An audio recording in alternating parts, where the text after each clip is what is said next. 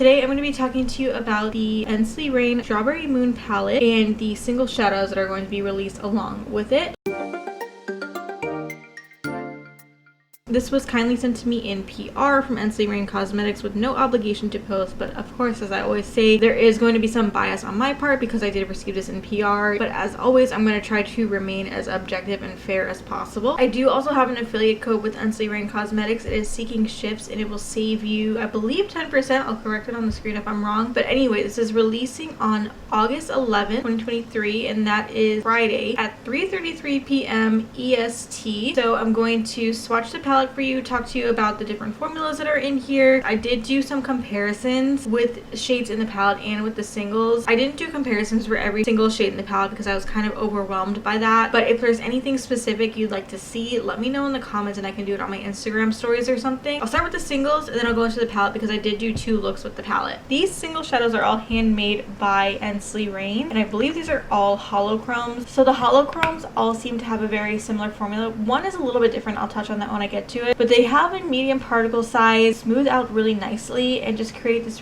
really beautiful smooth layer of sparkles. Has a dimensional finish without being super textured. I'm actually a really big fan of this formula. I'll report back once I have a chance to test them out in terms of wear time and stuff like that. From my experience with the holochromes in Katie's palette, I really do enjoy working with them and they last on my eyes, and I've worn them with and without a tacky base and I have not had any issues. So let's just go one by one and I will show you some close-up footage of this shade. I'll describe it to you and I will also do a close-up swatch. So first up we have Sun Catcher. This is a spicy neutral if you ask me. I don't know that it has a base, but it shifts from a very subdued orange to gold to green. These hollow flecks throughout it, which are like all different colors. I feel like I mostly see silver and blue, so they create this contrast against the tones of the actual multichrome pigment. I feel like saying a holographic eyeshadow is everyday friendly would be a reach, but this is something personally I feel like I could get away with wearing to an office job. Throw in a neutral in my crease, maybe a tiny bit in my outer corner, and then put this on the center of my lid. Really beautiful, not the most shifty, but definitely the most approachable out of all of them. Okay, so the next one is Summer Disco, and this is like a bubblegum pink and it shifts to orange gold, and then from a really harsh angle I see a little bit of green, but I feel like mostly in an everyday setting you're really just gonna see the orange and gold. And this reminds me a lot of one of the shades that was in Katie's palette, so I will definitely include it in the comparison. I can really see the hollow flecks popping out against the pink and I think it looks so cool. I love pink and I love pastels, so I feel like this is right up my alley. Super excited to wear this in a look. I will definitely share it once I do. So I think my top 2 favorites are the first 2 I showed you. The rest of these I think are pretty, but they're just not my top picks.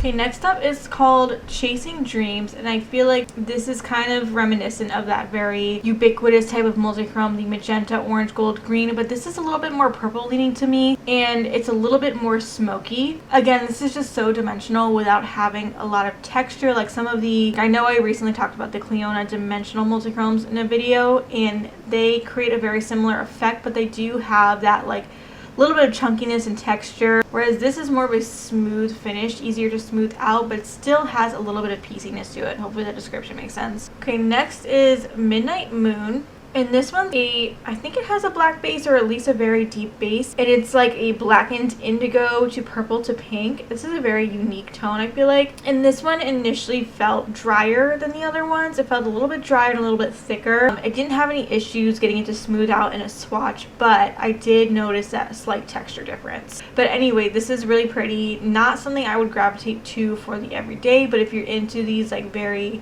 sultry, smoky, purpley tones, I feel like you'd like this. This reminds me of something that would be in like one of the OG Pat McGrath palettes, not like the new pink gold ones. And then the last one we have is Raindrop, like R-E-I-G-N. I love the play on words. And this one also reminded me a lot of a shade from Katie's palette, so I'll definitely compare them. It's like an aqua and it shifts to blue, indigo, purple. Definitely the least shifty out of all of them. Like I think you're mostly just gonna see the teal and blue in an everyday setting, and I see like maybe some gold flecks of hollow throughout it, and I really like how sheer this can be. It can be just a wash of slightly teal sparkles with those gold flecks throughout it. Really excited to use this in just like the most basic look because that's my style. Like I think I would just do a neutral in the crease and do this as a wash all over my lid, and I think that would be so pretty. Okay, let's talk about this palette. This palette retails for $76. It contains 7 mattes, 6 multichromes, and 5 what I'm going to label as special shimmers, which are duo, I believe they're all duochromes or just like extra sparkly shimmers. This is code eligible, and I believe my code will take 10% off that price. And I know $76 is a lot of money. So I wanted to see for myself, because this is part of my process when I determine whether or not I'm going to feature a product on my channel. I wanted to see how the price breaks down compared to what seems to be the standard that's set for these types of palettes. Because if I feel like it's completely egregious or unreasonably priced, I'm simply not going to feature it on my channel. So I broke this down in 2 ways. I broke it down by the types of shades that are included, and I also broke it down by just the sheer number of shades that are in the palette. Of course, there are other things to consider, things like if the pans are removable, if specific costs of each shade, the artwork, the overhead cost of the business. There's so many other things. I don't want it to be like a thing where we're getting hung up on semantics. I just wanted to see for myself, is this egregiously overpriced compared to similar palettes? And based on what I've determined, I'll put up the information on the screen. It seems to be in line with what is the standard for these types of palettes. So whether or not this palette is going to be worth it to you is really going to come down to whether you think you will realistically use and get value out of most or all of these shades. And I'll be honest with you, when I first saw this, I was not vibing with the color story. I feel like if you know my style, you know I'm like a very soft pastel, spicy, neutral type of vibe, and this is very in your face colorful. I was like shocked. I was texting my friends and saying how impressed I was with the multichromes that are in this palette. I did 2 looks with it. I'm always like self-conscious about doing looks because I know I'm not like the most skilled and I don't really do like creative looks or anything, but I figure I might as well put myself out there, and maybe it can be helpful for someone who's also not very skilled and just wants to do simple, easy looks. Now realistically, this is a palette I'm not going to use by itself. I'm going to use this paired with like my Viseart neutral mattes or my Natasha Denona glam palette, like a more basic palette, and I'll add these in as like a pop. So like I would do a neutral crease, and I would do like this beautiful shade Radiant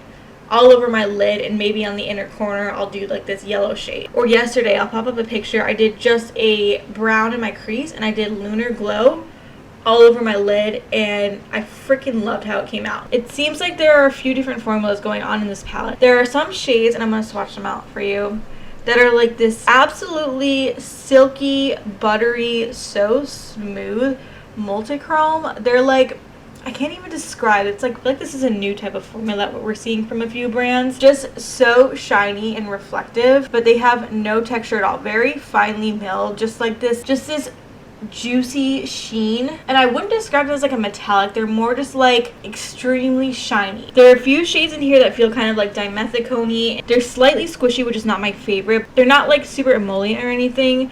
So there's the shade Sunkiss, Pool Party. This one's staying on me, by the way. Summer Solstice, and I'll do my pinky, Awaken. All had this like kind of dimethicone and more chunky finish.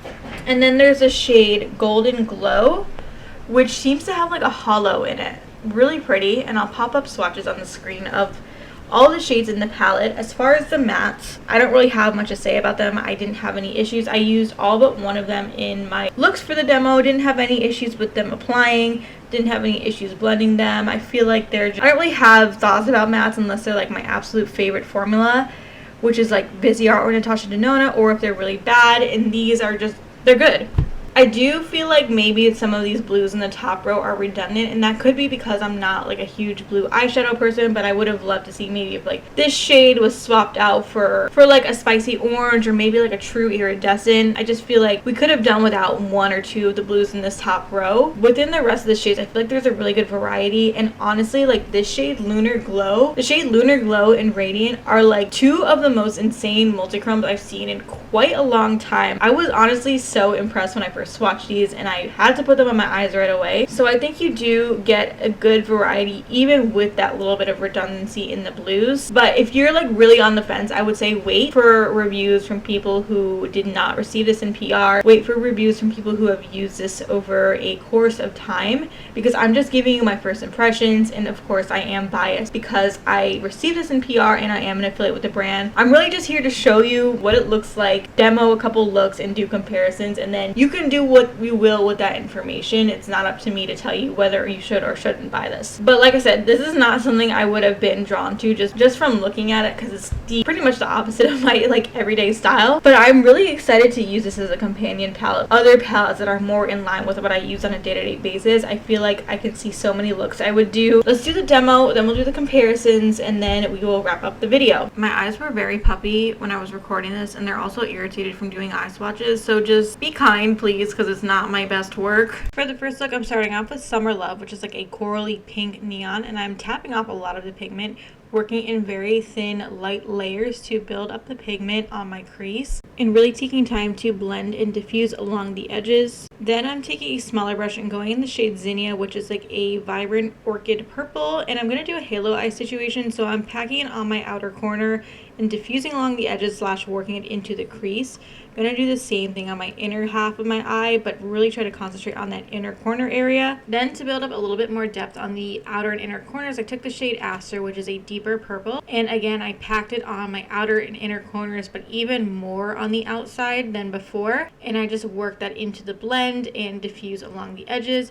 Then I took the pink shade and went under my lash line just to add a little bit. My eyes are a little dry, so I'm taking Fear Pixie Epoxy on the back of my hand and tapping it on my lid, letting it dry for a couple seconds, and then taking the shade Radiant. So freaking pretty. It's like translucent from some angles, and then this like vibrant neon from straight on. And I'm going on the center of my lid with my finger for the most concentrated application. And then I took the Refer 1 brush. It's kind of like tapered, but anyway, I took that to kind of diffuse it out. Then I took a pencil brush with the shade Sunkissed, and I went in my inner corner with it, but I kind of regretted it because it's a little chunky for an inner corner shade, but I just went with it. Then I went back into the shade Aster because I felt like I lost a little bit of depth, and now I'm out of frame, sorry, but I was just adding it back in my outer corner.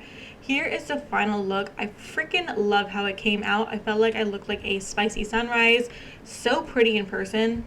For the second look, I'm starting with the shade Montbretia. I don't know how to pronounce that, but I'm starting on my crease with it and just kind of like building up a little bit. Then I am going to go in with the shade Oasis, working in very light sheer layers because I'm intimidated by these vibrant shades, and I just blended it into that pale yellow. Then I took the pale yellow again on my inner corner just to add like a little pop of brightness. Then I went in with Butterfly Bush. I don't know why, but that sounds like a euphemism to me. I don't know, maybe I need to get my mouth out of the gutter. Anyway, I'm putting it on my outer corner to add a little bit of... Then I went back into Oasis and I'm putting it on my lower lash line. Oh my god, it gives me anxiety to watch myself do this. Back into my trusty Fear Pixie Epoxy, and I'm just going to put a very, very, very thin layer of that on my eyes just to help the eyeshadow adhere since my lids are dry. Going in the shade Lithia, which is this like teal blue purple shade. Kind of reminds me of the gray base multichromes, but a little bit more sheer and more shiny. It's in that insanely buttery formula. Went back in with a brush again just to kind of like diffuse it along the edges, and then I decided to go into the shade Aster and kind of play into the purple shift of that multichrome, and I packed it onto my outer corner and kind of just like blended it into the shimmer. Then I went into the shade Suncatcher, which is one of the single shadows. I just wanted to try it out, and I put it on my inner corner and kind of brought it in a little bit further than I normally would to kind of create a gradient. And here's the final look. I think I really like how it came out. First one's definitely my favorite. Let me know which one's yours. Okay, let's get into some comparisons. So anything that I received in PR from the comparison shades will be marked with an asterisk. I think I received pretty much all of these in PR. So from left to right, we have Ensley Morganite from the Crystal Skies palette with Katie, Summer Disco, Radiant from the Strawberry Moon palette, Terra Moon's Musifii, Sunkissed from the Strawberry Moon palette, Shellwe Waterfall, and then Suncatcher, the single shadow. Left to right, we have Clionadh Flame Blown Light, Chasing Dreams, Shine by SD Top Notch, Clionadh Smolder Light, and then Rose Moon from the Strawberry Moon palette. Left to right, Shine by SC, Takeover, Terra Moon Stellar Apotheosis, which are dupe. Lunar Glow, which I thought would be a dupe to these two, but I definitely see differences. Terra Moon's Rhea, Ensley Rain Oracle from the Crystal Skies palette with Katie, and then Raindrop, the single shadow. Okay, last group from left to right, Shine by SC Gladiator, Peruvian Lily from the not Crystal Skies, the Strawberry Moon palette, Clionadh Ion, Ensley Rain Moon Shadow, a shadow from their previous collection, and then Midnight Moon. Leave me a comment if there's anything else you want to see. That's going to be it for this video. I hope you liked it. I hope you found it helpful. If you did, please give it a thumbs up. Please subscribe to my channel if you're not already. And other than that, I'll see you in the next one. Bye!